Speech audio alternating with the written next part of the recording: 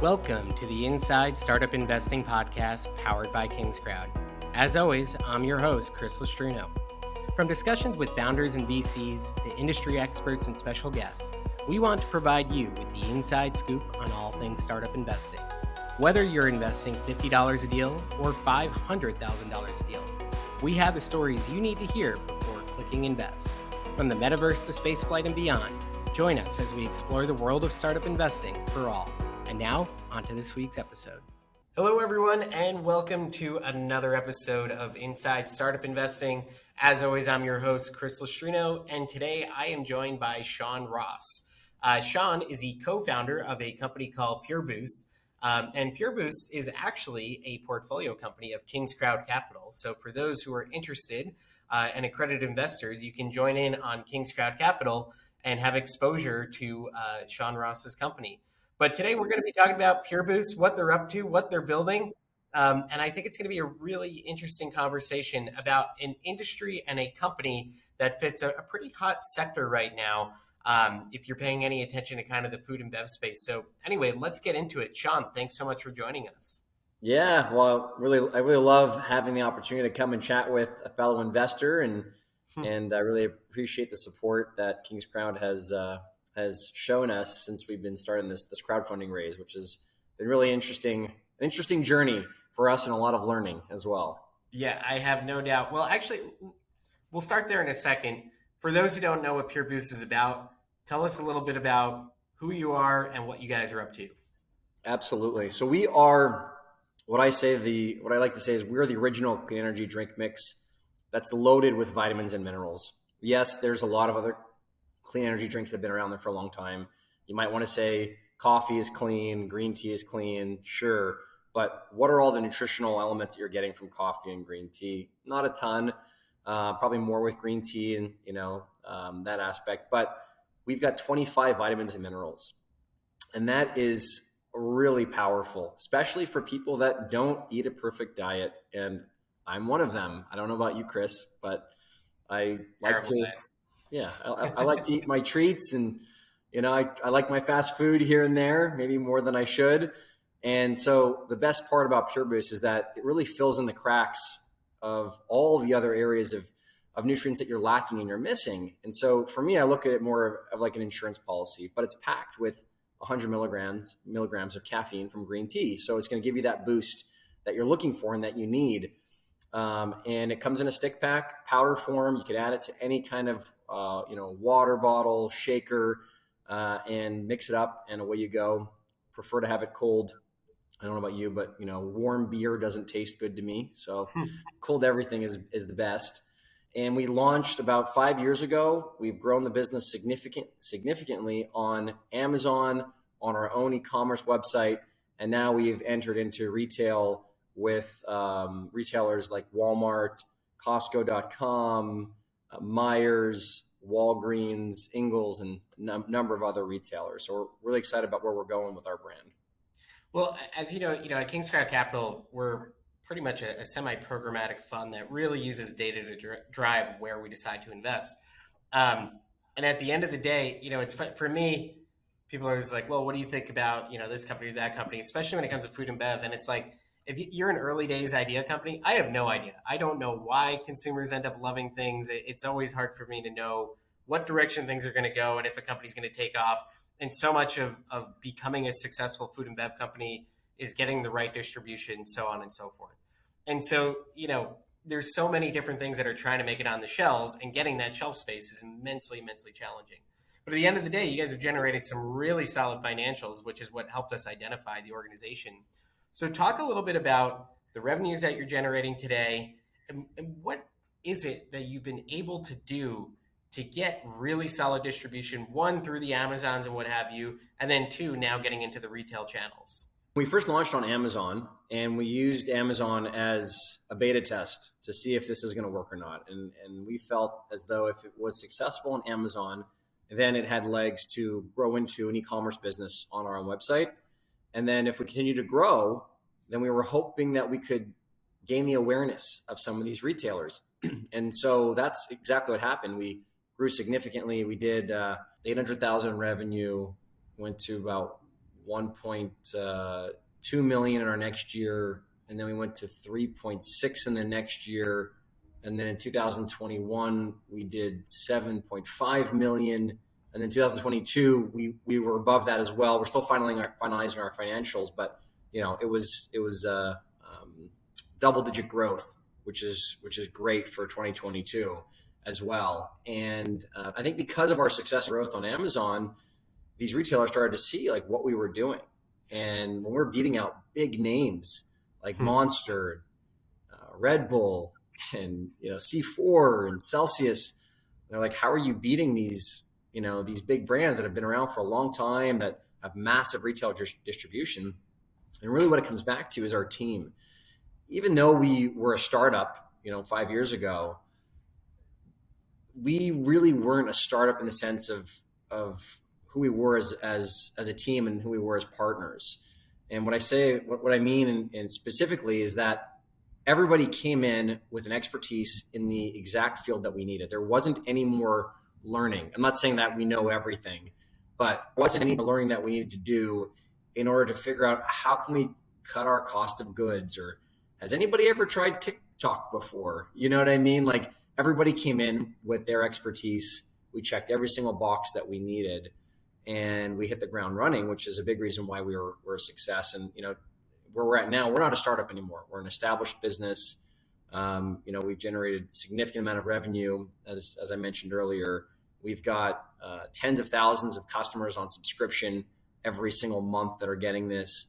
And so, the fact that we're an established brand, we're out of that startup phase, really sets us up for some phenomenal growth and success as we enter retail. And 2023 is going to be our breakout year in retail. And what do you think has been the core differentiator? What's the thing? I mean, I know you talked a little bit about who you are, what you're all about, and being this natural energy boosting product. But what is it that got you over the line to beat out a Monster and to beat out a Celsius and all of this? I mean, that's hard to do. What is it that got you to be able to win against those and have people decide to buy you over them? Well, I think, first of all, timing was on our side, right? You can launch a product that is so fantastic and so great and so innovative, but if you're launch at the wrong time, you might have, not that great success or no success at all, right? So I think the fact that millennials and Gen Z are way more aware of what they're putting in their bodies. They're actually reading labels. They're reading the ingredient statements. They want to know where these things come from. Really helped us quite a bit. And that really comes back to our clean element. Our definition of clean is that we don't use any ingredients that are known to be harmful to the body. And, one in particular, it's part of our slogan. It's no sugar, no sucralose, no crash. Sucralose is used in all of those other brands that I mentioned earlier, or some other form of artificial sweetener. And I'm not going to bore you with the research that a lot of these reputable universities have done domestically and abroad, but artificial sweeteners are not good for your body. And, millennials and Gen Z and even older generation are now becoming, more aware of the damages that come with artificial sweeteners and the ailments that come along with them with repeated use. And so I think timing was absolutely huge. The other thing that is really, really incredible that we've achieved is that we are the only energy drink of our size and larger that actually has more female customers than male. And all the other brands that I mentioned, they're very, very masculine driven brands. And traditionally, that's really where, most of the consumers were coming from. Men were looking for, big energy spikes for whatever reason, but women obviously want it too.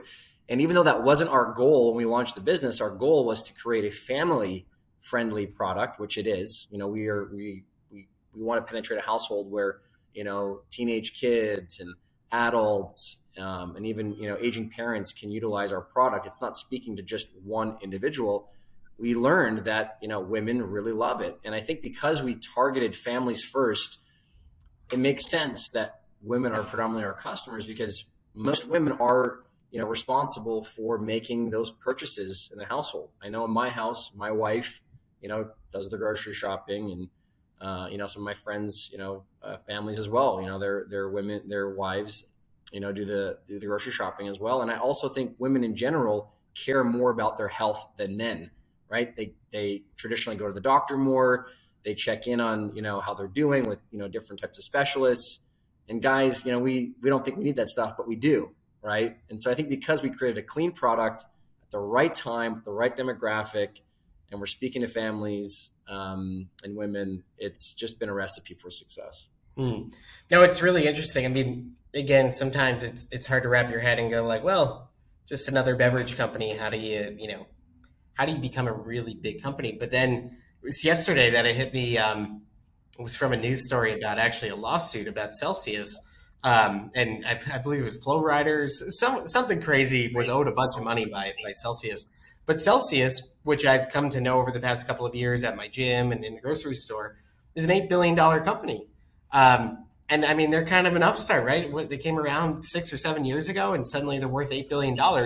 And we've obviously seen a lot of beverage companies like Body Armor and all of those get bought up for hundreds of millions of dollars by the likes of PepsiCo and Coca-Cola, so on and so forth. So it's obviously a really hot category, and there's kind of that shifting trend line, right, of the types of products that are on the shelves, better for you products, all of that.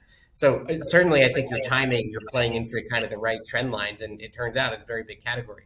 Now, obviously, to kind of take it to the next step, you're talking about getting distribution in grocery stores. So talk about some of the challenges that go with starting to enter places like Walmart that you experience as a business as you're trying to scale. Yeah, it sounds very glamorous to be in a grocery store and retail locations, and it's not that glamorous from the perspective of how much goes into it and the risks that are associated with it. And coming back to what I was saying originally, where we really had experts on our team from the beginning. We weren't out trying to figure things out. We weren't Googling things and looking them up and trying to understand it. We weren't reaching out trying to network and asking people for favors. Like, we have all that expertise in house. And so, our CEO has, over 20 years of retail experience working with these retailers. And so, getting into a Walmart, yes, it's very hard to get in. But there's a lot of things you have to look at on the front end. What are the agreements and the contracts say? And, a lot of these retailers have one-sided agreements for the average entrepreneur that really, they don't know how to navigate it. They don't really understand it. And sometimes they just sign it because they're all excited about Walmart, but they don't realize that what they're agreeing to are things that can damage their margin and essentially make them, an unprofitable business in those distribution channels. And luckily, we've got a phenomenal CEO, Jay Mercer, that knows all this stuff, that really won't allow us to get caught in making some mistakes. And so entering grocery with someone like Jay that has that background and expertise gives us a huge leg up on the competition as well. And then maintaining our success and making sure we continue to thrive and grow and we sell on shelf is really important. It's getting the awareness. It's doing in-store promos, in-store demos, discounts, driving traffic from our customer base to those retail locations. Working with different influencers. I mean, there's so many key elements that go into it. And I wish I could say there was one thing, but I can say the one thing is that we've got the right people that know how to do it. Yeah, no, it makes a ton of sense. What are some of those key drivers? You talk about influencers and things like that, but how do you get the word out about a brand new brand and kind of convince people again to go with that over anything else? Especially you get into Walmart and there's 600 different products on the shelf. How do you stand out and get that person to decide to buy your product? In retail, specifically? Yeah. Well, branding is key, right? That's huge. And I think the fact that we have drawn in such a strong female demographic and females traditionally do the shopping, that's going to help us a lot. When we go on shelf, or as we're on shelf, we're next to brands like Celsius and Zip Fizz and some of these other ones that they're not speaking to the shopper that we're speaking to, right? And so I think we're bringing in a new customer and a very loyal customer, which is huge. Plus, once they pick the package up and they start seeing what's in it, it's going to blow them away. The fact that there's 25 vitamins and minerals in our original line and it doesn't have any artificial sweeteners is huge. and that's been working well. And so our sales at Walmart have been growing, which is phenomenal. Our sales at Costco.com have been growing so well that they actually asked for a meeting. So I'm flying up there the first week of February with our CEO to have a meeting with them because they've just been blown away. And Costco just approved us for their Costco Connections magazine. We're going to be featured. 14 million households are going to get that magazine, and that's not something you can pay for or request. You have to earn that with your sales and your success, right, at Costco. And we're going to be doing a discount. I think it's a $9 off discount, which is going to be pretty strong for all those Costco members. Yeah. So I think we're doing the right thing. I think the branding is the big part. The amount of nutrients that are packed into it in a clean product. In terms of the subscription business, what percent of your revenues today come from that, and how does that work? Yep, 45%. So 45% of our revenue comes from subscription, which is really strong. I see in my friends' businesses and what they're doing, and they're hovering anywhere from 20 to 30%, which is pretty good. And they're like, how do you do that? And again, I think because women are much more loyal customers, and there are not really many other options out there. I mean, if I can't tell you any other product that has even half the amount of nutrients that Pureboost has and is clean. It doesn't exist. So the fact that we've really carved out this new subcategory under the energy and hydration mix space is pretty exceptional. I think that's a big factor. Now, do you own your manufacturing? So we own the entire supply chain of our manufacturing. Wow. Yeah. So, and that's something that comes from my background. So I worked for the world's largest sports nutrition company, and that company is called Glanbia Nutritionals. They own brands like Optimum Nutrition, VSN, Think Thin, Slim Fast, Amazing Grass. And because of my experience there, I developed relationships with some of the best partners when it comes to sourcing ingredients, packaging, manufacturing. And when I left and started Pureboost, all those relationships were still mine. Right. So I got to work with, my friends still and create some pretty phenomenal products. And so that's something that's really valuable.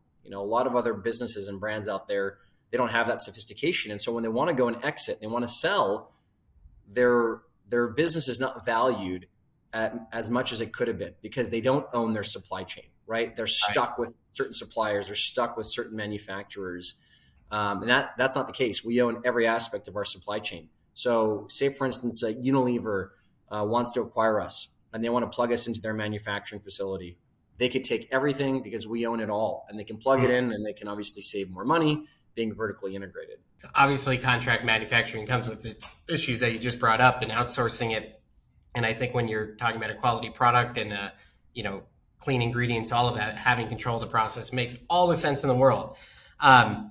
At the same time, right, it comes with its challenges, especially as you're trying to scale. So how are you finding the operational element as you're starting to see, if Costco's going to send out 14 million members and suddenly you're going to have this crazy amount of sales? I'm sure people have heard of, the Shark Tank horror stories where they can't even keep up with the demand, right? And the whole thing comes crashing down. So how do you manage growth in manufacturing and having the capacity you need to handle that growth?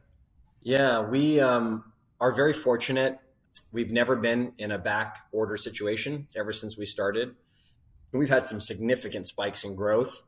And even during COVID, when supply chain was absolutely chaotic and people were having just such a horrific time trying to get their product made or waiting for this one component, we didn't have that issue.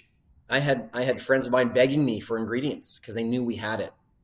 And so that's always been at the forefront of my mind. And that's really the expertise that I bring to our team is that supply chain element, right?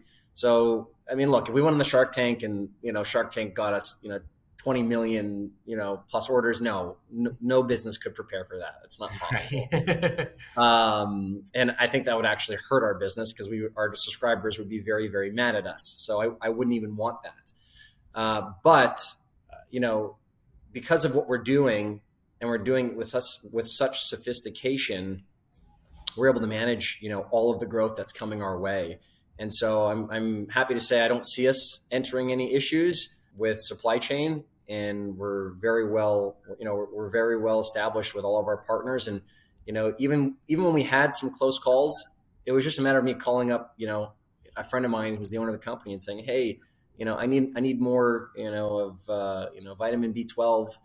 Can you get it to us sooner? And they're like, of course. And that's the power of relationships and network and being in this industry for almost 16 years.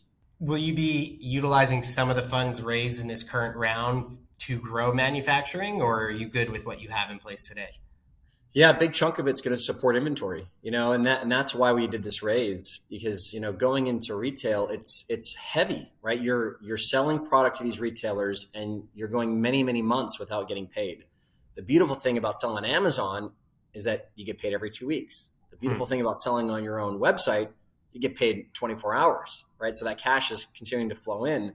And that's why a lot of brands don't make it in retail. They don't budget correctly. They don't know what those costs are, and they run out of cash very quickly. And so I'd say about half of our cash in this raise is going to fund the inventory that's going to support retail. Yeah, and just for people who don't kind of know about, so essentially when you're selling into retail, they have what, like up to 90 days or sometimes more based on how you negotiate to actually pay you for the inventory of the products that they're going to sell on their shelves. So you actually have to like upfront pay them or pay for the product and get nothing back in return for 90 to even 120 days from what I've heard from some folks, correct? That is exactly right, Chris. Exactly right. Yeah, which could be very damaging for a lot of brands that don't go in there knowing that. Yep. And suddenly, right, they spend all their money to manufacture it, they put it on the shelves, they have no money, and suddenly they're out of business. And they're sitting there waiting for cash to come in the door. So it's certainly not an easy problem to manage, especially in these days. So you're doing a community round. Tell us a little bit about it, and would love to hear from you. Some of the things that you have learned along the way, both good and bad, in the experience. Sure. I've learned a lot in a very short period of time, just as it relates to raising funds. I've always traditionally raised money from friends and family, so just privately, right? Yep. And that's pretty straightforward. You meet with somebody, you share with them your deck, you talk about your brand, you talk about the future, and you ask them, to write you a check, and then they become like a Class B or a Class C shareholder, and they have no voting rights, and they're pretty much silent, waiting for our updates, whatever, on a quarterly basis. And then you've got your community round, right, which is what we're doing right now, and then you also have institutional investors like VCs, private equity.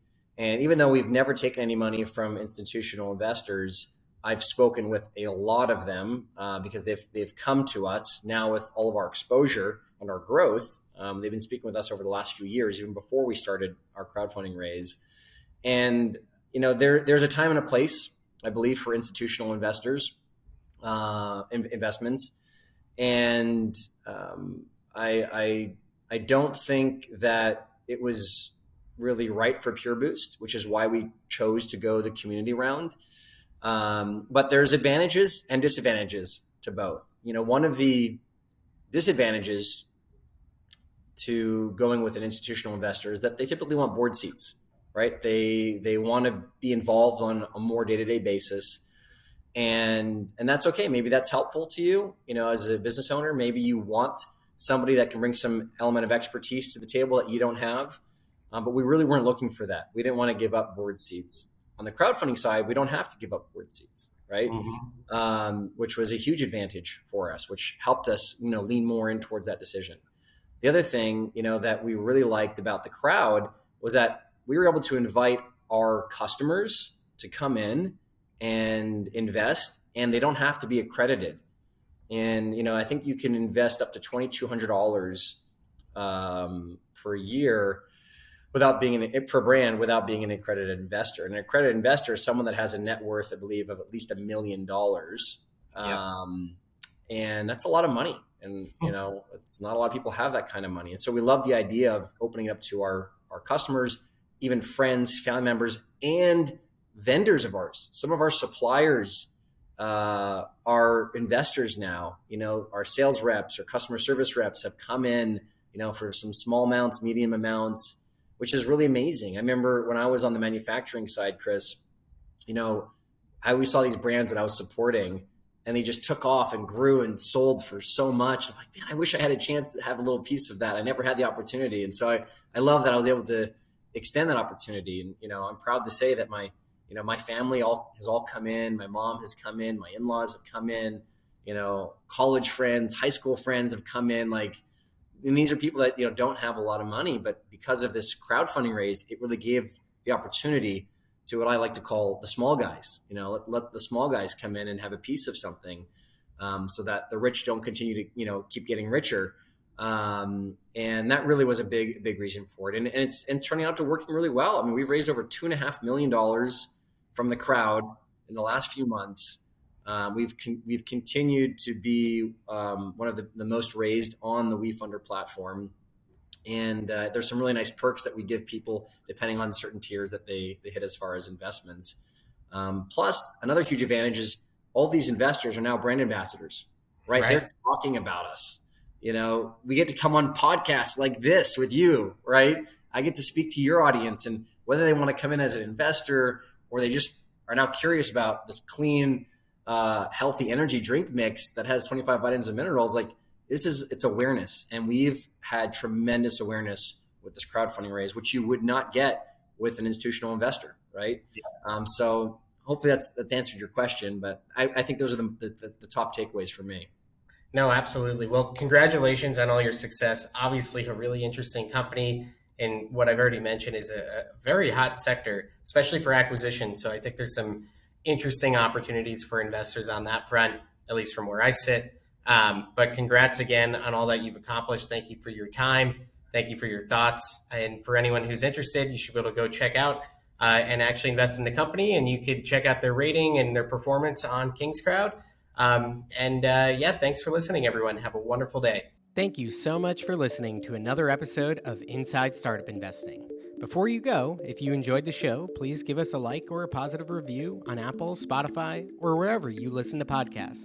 And be sure to like and share our latest episodes. And if you like what you heard and want to learn more about how we can help you manage your startup investing search, diligence, and management at KingsCrowd, check us out at kingscrowd.com.